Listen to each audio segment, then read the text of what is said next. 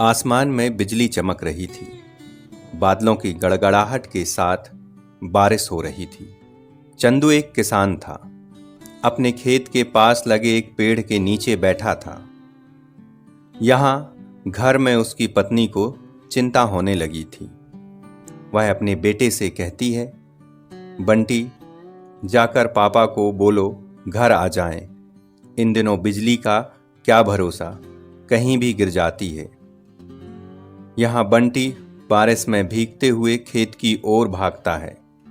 बंटी दौड़ते दौड़ते खेत पहुंचता है और देखता है चारों तरफ बारिश की वजह से कुछ दिखाई नहीं देता। वह आवाज भी लगाता है, पर इतनी बारिश में भला उसकी आवाज कहाँ तक जाएगी। वह रोने लगता है क्योंकि बादलों की गड़गड़ाहट से बहुत डर जाता है।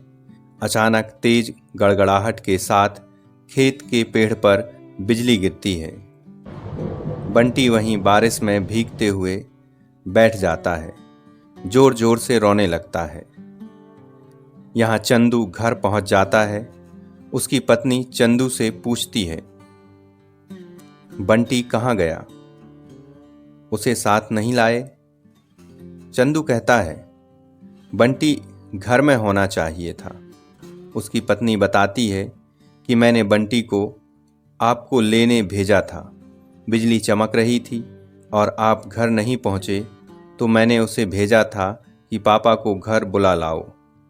चंदू बहुत घबरा जाता है क्योंकि चंदू जब घर आ रहा था तो उसने खेत की ओर देखा कि खेत वाले पेड़ पर बिजली गिरी है। वह सोच रहा था कि आज तो भगवान ने बचा लिया, पर अब वह और घबरा जाता है कि भगवान ने मुझे तो बचा लिया, पर बंटी वहां पर है। चंदू बिना कुछ सोचे दौड़कर खेत की ओर जाने लगता है। उसके पीछे उसकी पत्नी भी भागती है। दोनों भागते भागते खेत के पास पहुंचते हैं। बारिश अधिक हो रही थी।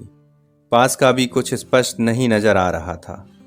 चंदू दौड़कर खेत के पास लगे पेड़ के नीचे जाता है। उसकी पत्नी भी वहां पहुंच जाती है और देखते हैं कि बंटी वहीं बैठकर रो रहा था।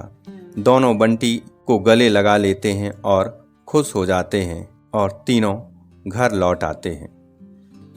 मोरल ऑफ द स्टोरी: बरसात में बिजली के मौसम में कभी भी पेड़ के नीचे नहीं बैठना चाहिए और बच्चों को कभी भी घर से बाहर नहीं निकलने देना चाहिए।